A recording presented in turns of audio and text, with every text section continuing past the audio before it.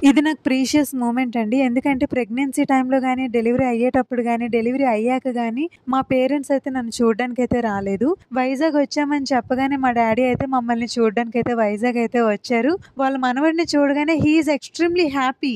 అంత హ్యాపీ ఫేస్‌ని నేను మా డ్యాడీ ఫేస్‌లో చాలా తక్కువ సార్లు చూసాను. అందులో ఇదొక మూమెంట్ అనమాట. ఈ జీవితానికి ఇది చాలురా భగవంతుడా అనేలా ఉంది ఆ మూమెంట్. అయితే మార్నింగ్ నా దగ్గర నుంచి తీసేసుకున్నారు, ఆడుకున్నారు, నిద్రపుచ్చారు, అన్నీ చేశారు. ఈవినింగ్ ఇంటికి రిటర్న్ ఎళ్ళేటప్పుడు మాత్రం నన్ను పట్టుకొని వెళ్ళలేక, అటు వదలలేక చాలా బాధపడ్డారండి. ఏడ్చారు కూడాను. నేను ఎమోషనల్ అయ్యాను అది చూడలేక.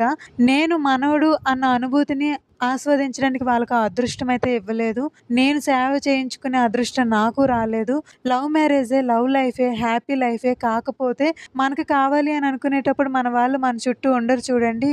అది చాలా బాధాకరం. పేరెంట్స్ లేకపోయినా డీల్ చేసేయొచ్చు అని అనుకుంటాం. ఇట్స్ కంప్లీట్‌లీ రాంగ్ అండి. తప్పకుండా ఉండాలి.